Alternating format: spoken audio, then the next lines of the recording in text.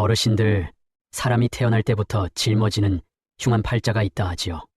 그중 가장 두려운 팔자, 바로 청상살이라 불립니다. 남편을 일찍 잃고 집안을 흔드는 흉살이라 여겨져 한대갓집 별당아 씨의 삶은 집안 사람들 모두의 걱정거리가 되었습니다. 운명이란 바꿀 수 없는 것일까요? 아니면 마음과 덕으로 얼마든지 새 길을 열 수 있는 걸까요? 청상사를 가진 아씨. 지금 시작합니다. 중종 연간 경상도 안동. 바람 고요히 내려앉은 고을 한복판에 붉은 기와 지붕을 인 웅장한 집이 있었다. 바로 이조참판 출신 권대감댁이었다. 권대감과 안방마님은 오랫동안 자식을 얻지 못했다. 그러다 부인이 38살의 기적처럼 딸을 낳았다. 늦둥이로 얻은 귀한 외동딸이라 이름을 정화라 하였으니 집안의 복덩이라 불리며 자라났다. 정화 아씨는 이제 갓 18. 고을뿐 아니라 마음씨도 맑아 안동 일대에 소문이 자자했다. 혼처를 두고 사또며 진사, 양반 자제들이 줄을 이었으나 권대감 부부는 늦게 얻은 딸이기에 더욱 신중히 지켜보고 있었다. 그러던 어느 날 안채 마루에 고운 비단 자리를 깔고 사람들이 모였다. 권대감은 혼례를 앞둔 딸을 위해 큰 예를 갖추려 했다. 마침 한양에서 이름 높은 관상가가 안동에 내려왔다는 소문을 듣고 굳이 모셔온 것이다. 아씨, 앞으로 나와 얼굴을 보이시게. 관상가는 긴 수염을 쓸어내리며 낮게 읊조렸다. 정화 아씨는 수줍게 머리를 숙였다. 창호박 햇살이 비스듬히 비쳐들어와 그녀의 이마와 눈매를 환히 밝혀주었다. 처음엔 빙글에 웃던 관상가의 눈이 점차 굳어졌다. 손가락이 미세하게 떨렸다. 이럴 수가. 권대감이 다급히 물었다. 어찌 된 일이오? 좋은 상이오? 관상가는 한참을 망설이다 마침내 입을 열었다. 대감, 용서하시오. 아씨의 눈빛에는 남편의 수명을 끊는 형국이 보입니다. 기어이 청상과부가 될 팔자요. 남편이 오래 살지 못할 것입니다. 안방마님의 손에서 찻잔이 떨어져 산산이 부서졌다. 정화 아씨는 눈을 크게 뜨고 숨을 삼켰다. 권대감은 말을 잃었다. 관상가 양반, 어찌 그리 흉한 말을 서슴없이 하시오? 관상가는 깊은 한숨을 내쉬며 대답했다. 눈 밑의 도화살, 입가의 혈흔선, 귀 밑의 탁한 그림자. 이 셋이 모이면 남편의 기운을 앗아가는 법이라 했습니다. 아무리 좋은 혼처라도 오래가지 못할 것입니다. 숨막히는 침묵이 흐르는 가운데 관상가는 한 가지를 더 덧붙였다. 허나 단 한 길이 있기는 합니다. 모두의 시선이 일제히 그에게 쏠렸다. 죽어가는 목숨셋을 구하면 그 공덕으로 흉살이 사라진다 전해집니다. 그러나 이는 지극히 어려운 일. 차라리 혼인을 포기하는 것이 나을지도 모릅니다. 안방마님은 얼굴이 창백해져 떨리는 손으로 정화 아씨를 끌어안았다. 아가야, 어쩌자고 내 팔자가 이리도 모질단 말이냐. 정화 아씨는 눈물이 맺혀 말조차 나오지 않았다. 권대감은 고개를 세차게 저었다. 허튼 소리다. 사람의 명은 하늘에 달린 거. 어찌 얼굴 하나 보고 생사를 단정한단 말인가. 그러나 목소리에는 스스로도 감출 수 없는 떨림이 배어 있었다. 관상가는 일어서며 마지막 말을 남겼다. 대감, 제 말이 미덥지 않으시거든 3년 안에 두고 보시옵소서. 이 예언은 결코 헛되지 않을 것이오. 그 말은 비수처럼 남아 집안의 공기를 얼어붙게 했다. 등잔불이 깜빡이고 그림자가 길게 늘어져 모두의 얼굴을 덮었다. 그날 밤 정화 아씨는 한숨도 이루지 못했다. 내가 혼인하면 남편이 죽는다니 차라리 평생 혼자 사는 것이 낫지 않을까? 하지만 마음 한쪽에서는 관상가의 말이 맴돌았다. 죽어가는 목숨셋을 구하면 정화 아씨의 눈물이 흰 베개를 적셨다. 밖에서는 벌레 우는 소리마저 장송곡처럼 들렸다. 그러나 운명은 그렇게 한쪽으로만 흐르지 않았다. 권대감댁 대문 앞에 머지않아 다른 한 사람이 나타나리라. 그 사람의 한마디가 정화 씨의 팔자를 송두리째 바꾸게 되리라는 것을 아직 아무도 알지 못했다. 정녕 이 예언을 거스를 길은 있을까? 그리고 그 목숨 셋은 어디서 만나게 될까? 안동 서문장터 장날 아침.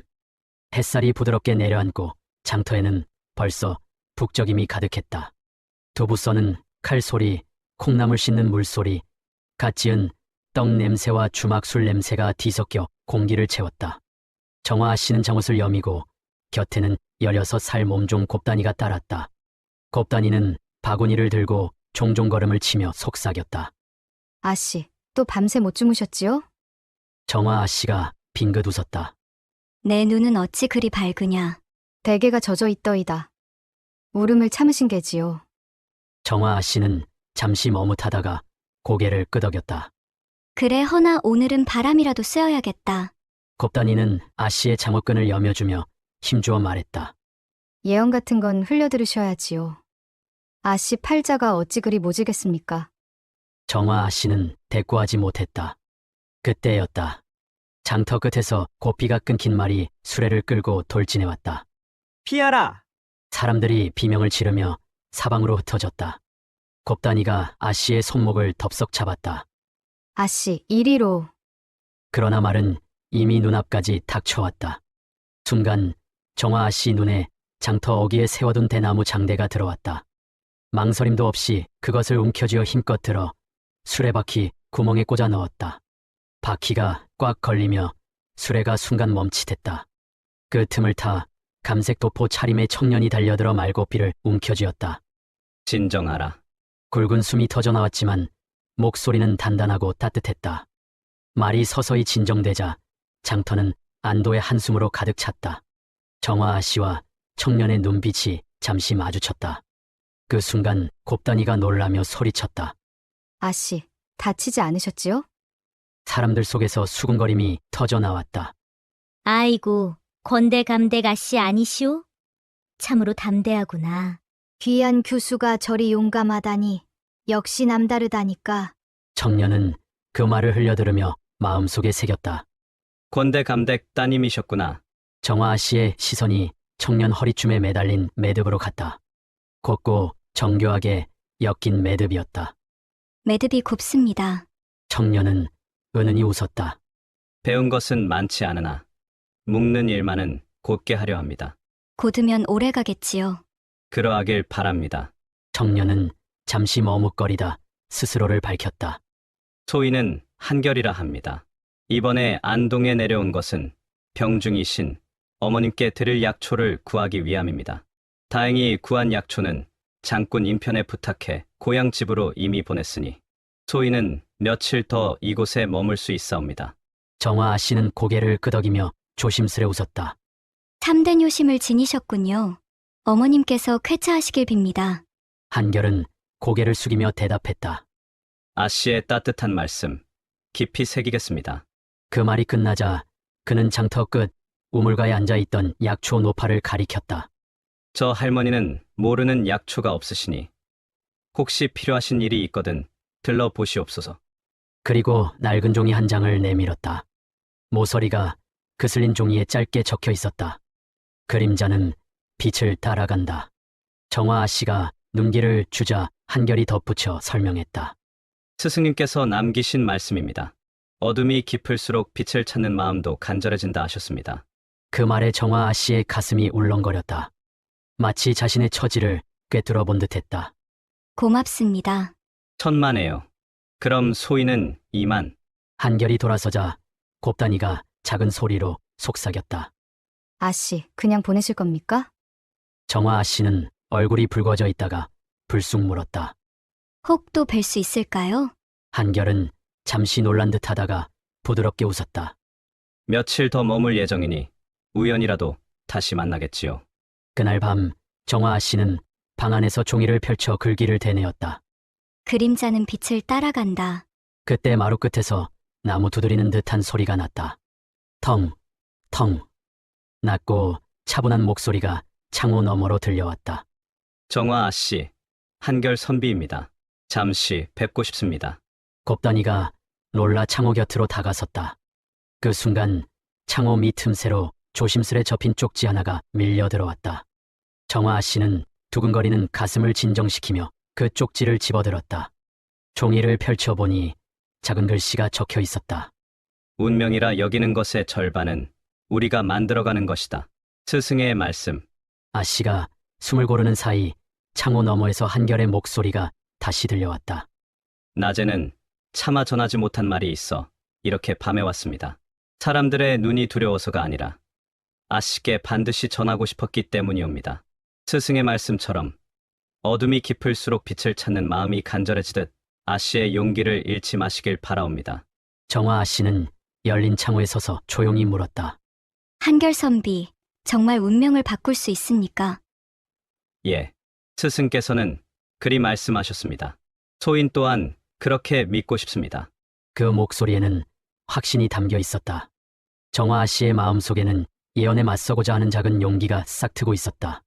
곱단이는 옆에서 눈을 동그랗게 뜨고 주인의 떨리는 눈빛을 지켜보았다. 그러나 등잔불 곁으로 다가오는 것은 달콤한 설렘만이 아니었다. 머지않아 두 사람 앞에 어둠 같은 첫 번째 시련이 닥쳐오고 있었다. 며칠 뒤 안동하늘은 먹구름을 잔뜩 머금었다. 장터에는 역병이 돌았다는 흉흉한 소문이 삽시간에 퍼졌다. 옆 고을에서 열병이 돌았다더라. 사람이 쓰러지면 사흘도 못 간다지. 그 소문은 곧 건대감댁에도 닿았다. 행랑채의 하인 하나가 갑자기 고열에 쓰러지고 밤새 끙끙 앓았다. 안방마님은 불안에 떨며 중얼거렸다. 정령관상가의 말이 맞는 게냐. 청상살이 집안을 덮는구나. 정화 씨는 방 안에 홀로 앉아 두 손을 꼭 움켜쥐었다. 정녕 나 때문에 일이 된 것인가? 예언이 틀린 것이 아닐지도. 그때 대문 앞에서 낯선 기척이 들려왔다. 곱단이가 달려 나가보니 누더기를 걸친 노승이 지팡이를 짚고 서 있었다. 눈빛은 깊고 매서웠다. 노승은 곱단이를 향해 고개를 끄덕였다. 보살을 뵙고 싶소. 권대감댁 아씨 말이오. 잠시 후 정화 아씨가 마당으로 나섰다. 노승은 그녀를 똑바로 바라보며 천천히 입을 열었다. 장터에서 대나무 장대로 수레를 막아내던 용기를 내 눈으로 보았소. 허나 그 기계 뒤에 서린 어둠이 내 눈에도 보였지. 게다가 오물가 약초 할멈께서도 그대가 예언으로 괴로워한다는 사정을 내게 전하여 주셨소. 그래서 이 집까지 찾아온 것이오. 정화 씨는 놀라며 물었다. 그렇다면 제 팔자를 바꿀 수 있는 길이 있단 말씀이십니까? 노승은 지팡이를 땅에 콕 박으며 고개를 끄덕였다. 죽을 목숨을 살려내는 것이오. 단 한 번이 아니라 3번, 서로 다른 방식으로. 그리하면 청상살은 힘을 잃을 것이오. 정화 씨는 숨을 고르며 떨리는 목소리로 되물었다. 3번이나 어떻게 그런 일이 가능하겠습니까? 노승은 낮은 음성으로 답했다. 첫째는 불의 힘, 둘째는 불의 힘, 셋째는 말의 힘. 그 3가지로 목숨을 살려내면 그대의 운명은 바뀌리라. 마침 그때였다. 마당으로 누군가 들어섰다. 감색 도포 차림의 한결 선비였다. 권대감댁에 역병이 퍼졌다는 소문을 듣고 아씨의 안부가 걱정되어 찾아왔습니다. 저도 며칠 전 장터에서 인편으로 약초를 고향으로 보낸 뒤라 지금은 시간이 있습니다. 노승은 그를 바라보다가 빙긋 웃었다. 때맞춰 왔구나. 보살 혼자서는 이 일을 감당하기 어렵다. 이 선비가 곁을 지켜야 하오. 정화 씨는 놀라 그를 바라보았다. 한결은 잠시 머뭇거리다 굳은 표정으로 고개를 숙였다. 소인, 감히 맹세합니다. 아씨를 돕는 길이라면 목숨이라도 아끼지 않겠습니다. 노승은 깊은 한숨을 내쉬며 두 사람을 번갈아 보았다. 잘 듣거라. 첫 번째 시험은 이미 시작되었느니라. 그 말이 끝나자마자 담장 너머에서 울음소리가 터져 나왔다. 아이고, 이놈이 숨을 못 쉰다. 사람들이 허둥지둥 모여 서성였고 틈새로 보이는 것은 어린아이 하나였다. 얼굴은 벌겋게 달아오르고 숨은 끊어질 듯 거칠었다. 노승이 나직이 읊조렸다. 불의 힘으로 살려내라. 그것이 그대 운명을 바꾸는 첫걸음이 될 것이니. 정화 씨는 순간 눈앞이 아찔했다. 풀의 힘이라니 무슨 뜻입니까? 노승은 더 이상 설명하지 않았다. 그대의 마음이 이끄는 대로 찾을지어다. 정화 아씨와 한결은 놀란 듯 서로를 바라보았다. 마치 운명이 두 사람을 시험대로 끌어내는 듯했다. 정화 아씨는 망설임도 없이 달려나갔다. 담장 너머 길바닥에 쓰러진 아이는 온몸이 불덩이 같았다. 입술은 바싹 타들었고 숨은 이미 끊어질 듯 거칠었다. 원통이로구나. 곱단이가 외마디 소리를 냈다.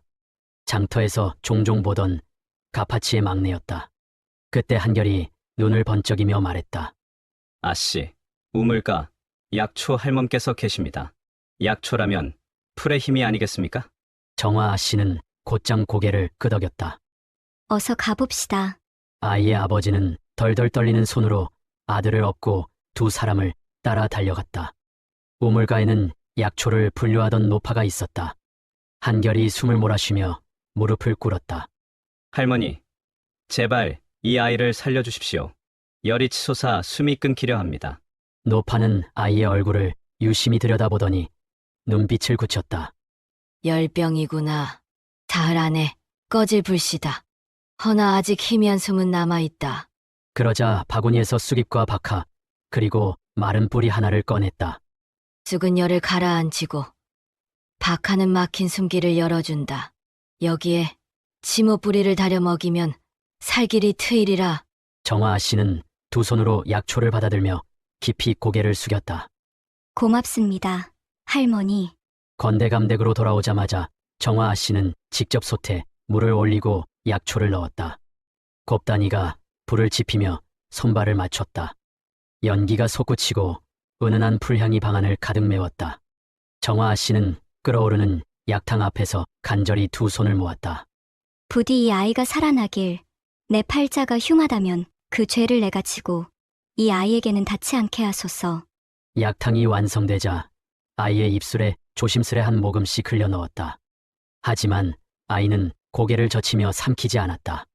숨은 더 거칠어지고 작은 가슴은 끊어질 듯 들썩였다. 정화 아씨의 손끝이 떨렸다. 안 돼, 제발 버텨다오.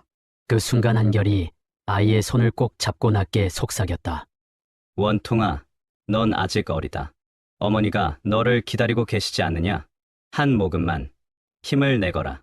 곱단이도 눈물을 글썽이며 외쳤다. 원통아, 우리 아씨가 널 살리려고 애쓰신다. 정신 차려라. 잠시의 침묵. 그러다 아이의 입술이 미약하게 꿈틀거리더니 약을 삼켰다. 한 모금, 또 한 모금 마침내 억지로라도 목으로 넘어가기 시작했다. 시간이 흘러 이마의 열이 조금씩 내려갔다. 밤이 깊었다. 아이는 여전히 깊은 잠에 빠져 있었다. 모두가 가슴 졸이며 밤을 새우는 동안 아이의 숨소리는 점점 고르게 변했다. 새벽녘, 달기, 울 무렵. 아이의 어머니가 떨리는 손으로 아들의 이마를 짚더니 눈이 커졌다. 차갑다. 열이 내렸구나. 살았다. 우리 아이가 살았다. 그 순간 아이의 눈이 천천히 떠졌다. 마른 입술 사이로 힘겹게 흘러나온 한마디. 엄마! 그 소리에 장터 사람들의 눈시울이 붉어졌다. 아이 어머니는 흐느끼며 아이를 끌어안았다. 정화 씨는 눈물을 삼키며 작은 손을 꼭 잡았다. 살아있구나. 참 잘 버텼다. 뒤편 마당에 서 있던 노승은 조용히 고개를 끄덕였다. 불의 힘으로 첫 번째 목숨을 살려내었구나. 그 마음이야말로 흉사를 물리칠 씨앗이 되리라. 그는 더 말하지 않고 뒷모습만 남긴 채 서서히 사라졌다. 달빛 속에 길게 드리운 그림자만이 잠시 남았다가 이내 사라졌다. 정화 씨는 떨리는 숨을 내쉬며 생각했다. 정녕 제 팔자가 바뀔 수 있는 걸까? 아니면 더 큰 시련이 기다리고 있는 걸까? 옆에서 한결이 조심스레 말을 건넸다. 아씨, 오늘의 일은 결코 우연이 아닐 것입니다. 노승의 말처럼 운명은 스스로 만들어가는 것일지도 모릅니다. 정화 씨는 눈빛을 굳히며 고개를 끄덕였다. 그렇다면 저 또한 물러서지 않겠습니다. 남은 2번 반드시 해내고 말겠습니다. 곱단이가 곁에서 눈물을 닦으며 힘주어 말했다. 아씨, 저도 함께하겠습니다. 2번이 아니라 10번이라 해도요. 첫 번째 목숨은 풀의 힘으로 구원되었다. 그러나 앞으로 다가올 두 번째 시험, 불의 힘은 훨씬 더 가혹하고 더욱 치명적인 불길 속에서 기다리고 있었다. 건대감댁 사랑채에는 이른 아침부터 무거운 기운이 감돌았다. 정화 씨는 고개를 깊숙이 숙이고 무릎을 꿇고 앉아 있었다. 아버님, 어머님, 지난번 원통이 아이를 살려낸 일은 이 선비의 힘이 컸사옵니다. 노승께서 말씀하시길 앞으로 시련이 2번 남았다 하셨습니다. 저 홀로는 감당할 수 없으니 부디 이 선비를 행랑채에라도 머물게 허락해 주십시오. 건대감은 팔짱을 낀 채 묵묵히 딸을 내려다보다가 이내 무겁게 한숨을 내쉬었다. 정화야, 은혜는 은혜대로 갚으면 되는 것이지. 젊은 사내를 집안에 붙여두는 것은 예가 아니네. 사대부가의 채통을 잊었느냐. 안방마님도 날카로운 눈빛을 보탰다. 딸 자식이 사내 곁을 자주 드나든다면 세상 사람들 입방아에 오르내릴 게 뻔하다. 그리하면 내 혼사에 큰 흉이 되느니라. 정화 씨는 끝내 눈물이 맺힌 채 머리를 더욱 깊이 숙였다. 어머님, 제 혼사보다 이 집안과 사람들의 목숨이 더 귀합니다. 이분은 하늘이 보내신 인연이옵니다. 제발 행랑채 객방에라도 묵게 허락해 주십시오. 마침 그때 대문 밖에서 울음소리 섞인 목소리가 들려왔다. 대감마님, 아씨. 지난번 병든 아이를 살려낸 가파치 부부가 아이를 안고 들어온 것이었다. 아이의 이마에는 열이 내려 있었고 얼굴에는 놀랍도록 생기가 돌았다. 부부는 마당에 엎드려 이마를 땅에 박았다. 이 은혜를 무엇으로 갚겠습니까? 아씨와 이 선비가 아니었다면 저희 자식은 벌써 저승길에 올랐을 겁니다. 평생토록 빚진 목숨이옵니다. 건대감은 잠시 눈을 감고 긴 한숨을 내쉬었다. 좋다. 허나 조건이 있다. 사랑채는 안 된다. 행랑채 객방에만 묵도록 하라. 책상과 종이, 먹은 내어주어 공부하도록 하되 우리 정화와는 선을 지켜주시게. 안방마님도 마지못해 고개를 끄덕였다. 기한은 길지 않게 해야 할 것이오. 시련이 끝나면 그 길로 떠나야 하오. 한결 선비는 그 자리에 엎드려 깊이 절했다. 대감마님의 말씀 명심하겠습니다. 다만 남은 시련이 있다면 끝까지 아씨를 돕고 싶을 따름입니다. 그날 저녁 한결 선비는 행랑채 좁은 객방에 짐을 풀었다. 낡은 책상 하나와 종이 몇 장, 먹과 벼루가 전부였지만 그에게는 뜻깊은 안식처 같았다. 곱단이가 종종 걸음으로 도우며 속삭였다. 선비 나리, 아씨가 참 용감하십니다. 마님 앞에서 저리 말씀하시다니. 한결은 옅게 웃으며 고개를 끄덕였다. 나 역시 마음을 다잡을 수 있었습니다. 이제부터는 더 큰 시련이 오겠지요. 바로 그때였다. 건대감댁은 안동 장터와 지척이어서 장터의 웅성거림이 곧잘 대문 안까지 스며들곤 했다. 그날도 마치 집 앞에서 난리라도 난 듯 장터 쪽에서 함성이 터져 들어왔다. 불이야, 불이야. 사람들이 달려가 보니 한 주막에서 시작된 불길이 삽시간에 번져 인근 초가를 삼키고 있었다. 검붉은 불길이 하늘을 핥으며 치솟았고 아이들의 울음과 아낙네들의 비명소리가 뒤엉켰다.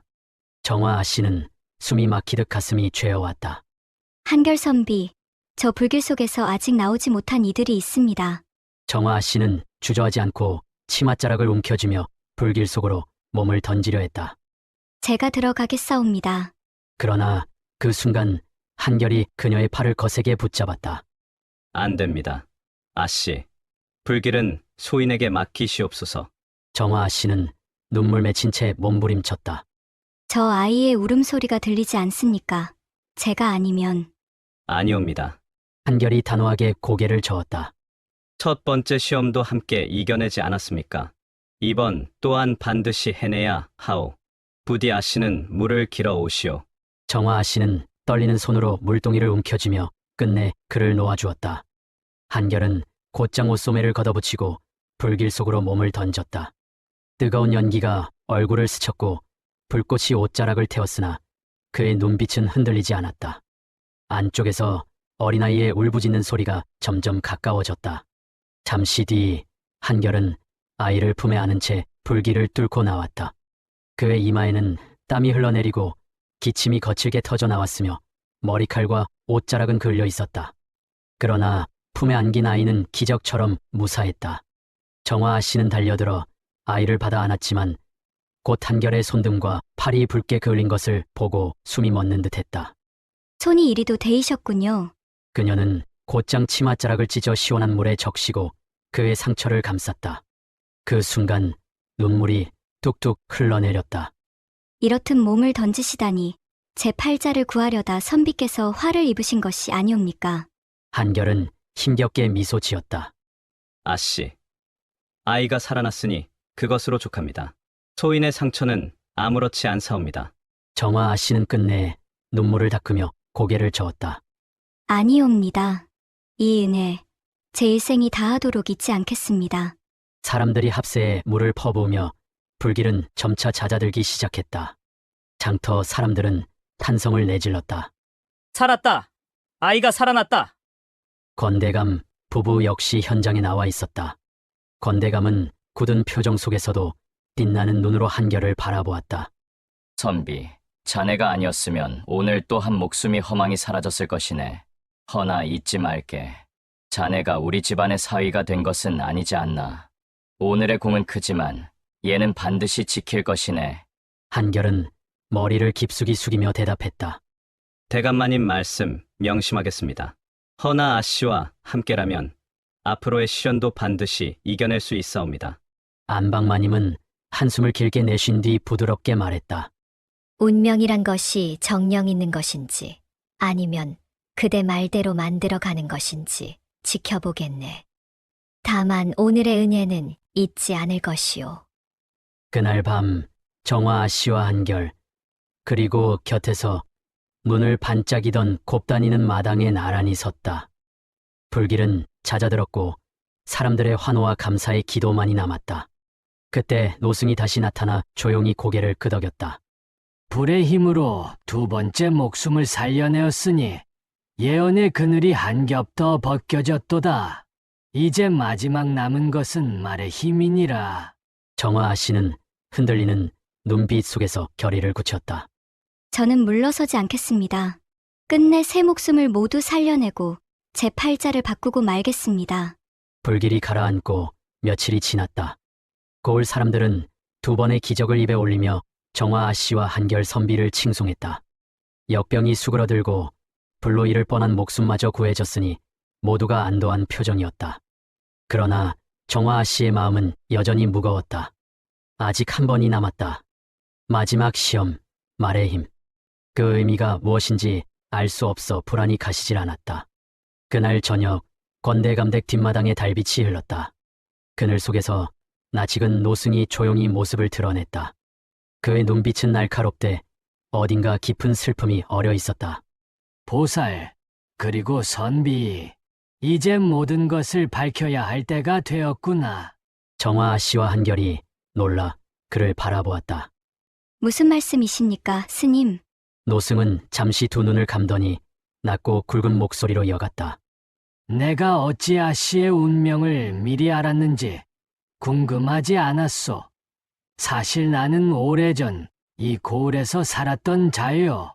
젊은 시절 나 또한 한 여인을 사랑했지. 그는 지팡이 끝으로 땅바닥에 원을 그렸다. 그 여인 또한 청상사를 지녔다.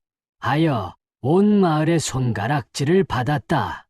나와 혼인했으나 오래 살지 못한다는 말이 들끓었지. 노승의 목소리는 떨렸고 눈가에는 번지는 듯한 빛이 어렸다. 나는 그 여인을 지키려 애썼다. 새 목숨을 살려내면 운명이 바뀐다 하여 몸이 부서져라 뛰었다. 병든 아이를 살리고 불길 속의 노인을 건져내고 마지막에는 오해받은 자를 말로 구해냈다. 그제야 청상살에 그늘이 걷히는 듯했지. 그는 잠시 숨을 고르고 멀리 달빛을 올려다보았다. 허나 하늘은 무정했네. 청상살의 사슬은 끊어졌으나 내 아내는 오래 앓다가 결국 내 품에서 눈을 감았다. 그날 이후 나는 머리를 깎고 떠돌며 나와 같은 처지의 이들을 돕기로 마음을 정했지. 정화아 씨의 숨이 막히듯 했다. 그렇다면 스님은 이미 그 길을 걸으신 겁니까? 노승은 씁쓸하게 웃었다. 그렇다. 운명은 피할 수 없는 벽이 아니었다. 다만 그 벽을 넘으려면 끝내 스스로를 태워야 했을 뿐. 한결이 조심스럽게 물었다. 그러면 아씨의 운명도 사실은 정해진 것이 아닌 겁니까? 노승은 고개를 끄덕였다. 옳다. 청상살이란 실은 하늘이 내린 재앙이 아니라 사람들의 두려움이 만들어낸 그림자일 뿐이다. 그 두려움에 굴복하면 팔자는 진짜가 되지. 그러나 남을 살리고 덕을 쌓으면 흉살은 안개처럼 흩어지는 법. 정화 아씨의 눈가가 젖어들었다. 그럼 제게 닥친 예언도 저를 시험하기 위한 것이었단 말씀이십니까? 노승의 목소리는 단호했다. 옳다. 보살, 그대의 마음이 어둠을 이기느냐 지느냐, 그것이 진짜 시험이니라. 불의 힘과 불의 힘은 이미 끝났다. 이제 남은 것은 말의 힘. 말이란 단순한 소리가 아니다. 한마디가 목숨을 살리기도 죽이기도 한다. 사랑하는 이의 혼을 불러내야 할 때가 반드시 올 터이니 그 순간을 준비하라. 달빛은 마당을 환히 비추고 세 사람의 그림자가 길게 드리워졌다. 노승의 뒷모습은 마치 바람에 흩날리는 매와 그림자 같았다. 그는 이내 등을 돌려 사라졌다. 정화 아씨는 한결을 바라보며 속삭였다. 선비님, 운명은 정해진 것이 아니라 마음이 만든 그림자라 하셨지요. 그렇다면 저도 끝까지 싸우겠습니다. 제 운명뿐 아니라 제 곁의 사람을 지키기 위해서라도. 한결은 고개를 끄덕이며 그녀의 손을 살며시 잡았다. 아씨, 제가 곁에 있겠습니다. 마지막 시험이 오더라도 함께 맞설 것이오. 그 어떤 어둠도 함께라면 두렵지 않소.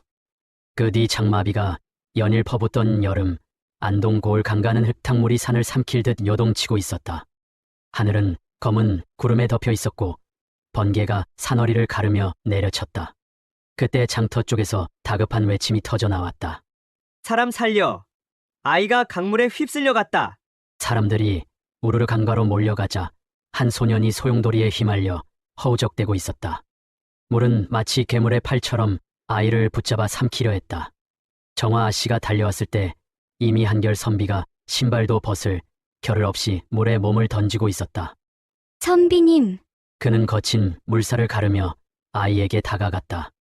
아이를 품에 앉자마자 힘껏 여울가로 밀어 올렸다. 그러나 그 순간 강 한가운데서 소용돌이가 한결의 몸을 끌어당겼다. 선비님, 정화 아씨의 비명이 천둥을 뚫듯 터져 나왔다. 사람들이 밧줄을 던지며 안간힘을 썼으나 한결은 순식간에 물속으로 빨려 들어갔다. 곱다니가 눈물을 쏟으며 울부짖었다. 아씨, 선비 나리가 기력이 다한 것 같이 보입니다. 마침내 사람들에게 끌어올려진 한결의 몸은 축 늘어져 있었다. 얼굴은 창백했고 입술은 파랬다. 맥박은 잡히지 않았다.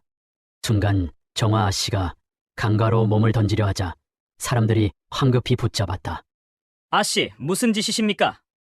그대로 뛰어들면 아씨마저 목숨을 잃습니다. 정화는 발버둥치며 울부짖었다. 차라리 나를 데려가시오. 선비님 없이는 내 목숨도 소용없소이다. 정화 아씨는 떨리는 손으로 한결의 차가운 손을 움켜쥐었다. 눈물이 강물처럼 흘렀다. 선비님, 제발 눈을 떠세요. 저를 두고 가지 마세요. 그러나 한결은 여전히 숨을 쉬지 않았다. 정화는 눈을 감았다. 그리고 지금까지의 모든 순간을 떠올렸다. 장터에서 처음 마주쳤을 때의 따뜻한 눈빛, 아이를 구하며 함께 뛰던 날의 땀방울, 불길 속에서 서로를 지켜내던 순간. 마침내 그녀는 절규하듯 외쳤다. 선비님, 당신이 말했지요. 운명은 돌에 새긴 글자가 아니라고. 그렇다면 살아야 합니다. 제 운명도 당신의 운명도 함께 써 내려가야 하지 않겠습니까? 사람들이 숨을 죽이며 그 소리를 들었다. 정화는 더욱 간절히 외쳤다. 선비님, 저는 당신을 사모합니다. 청상살 따위 두렵지 않습니다. 우리가 함께라면 흉살조차 무너질 것이오. 그러니 날 두고 가지 마오. 그 순간 천둥을 가르며 먹구름 사이로 햇빛 한 줄기가 쏟아져 내렸다. 마치 하늘이 응답하는 듯 강 위를 밝게 비추었다. 그리고 기적이 일어났다. 한결의 손가락이 미세하게 떨리더니 곧 가슴이 크게 들썩이며 거친 기침 소리가 터져 나왔다. 객, 헉. 정화 아씨는 그를 끌어안았다. 얼굴은 눈물로 흠뻑 젖었지만 그 눈빛은 살아난 사랑의 빛으로 환히 빛났다. 돌아왔구나. 내 기도가 닿았구나. 곱다니는 손뼉을 치며 울부짖었다. 아씨, 선비 날이 정말 기적이에요. 멀찌감치 떨어져 보고 있던 노승은 비 속에서 조용히 고개를 끄덕였다. 말의 힘으로 마지막 목숨을 살려내었도다. 이제 아씨의 운명을 가렸던 청상살은 완전히 사라졌다. 정화 아씨는 한결의 손을 꼭 잡으며 속삭였다. 이제 알겠습니다. 운명은 두려움이 아니라 우리가 써내려가는 이야기라는 것을요. 한결은 힘겹게 눈을 뜨고 미소 지었다. 아씨, 이제부터 그 이야기를 함께 써 내려갑시다. 강물은 여전히 거세게 흘렀다. 그러나 그날 이후 고을 사람들은 이렇게 전했다. 죽을 목숨 3번을 살린 덕으로 흉살이 복으로 바뀌었다. 그 여인의 팔자는 사랑과 덕으로 하늘조차 바꿔버렸도다. 권대감은 사랑채 대청에 앉아 한결을 불렀다. 엄숙한 기운 속에 한결이 들어서자 권대감의 눈빛이 매서웠다. 그대 고향은 어디며 집안은 어느 가문이오? 한결은 고개를 숙이며 답했다. 소인은 대구 이좌수댁 막내 아들로 태어났사옵니다. 권대감은 놀란 듯 몸을 앞으로 당겼다. 이좌수 댁막내라 했는가? 그 집은 대구에서 부호로 이름이 높고 학문과 덕망 또한 으뜸이라 들었거늘 나는 그저 몰락한 집 자제인 줄 알았더니 안방마님도 안도의 한숨을 내쉬었다. 그렇다면야 채통에도 흠이 없고 흉살은 이미 물러갔구나. 혼사 또한 거리낄 것이 없겠지요. 권대감은 다시 물었다.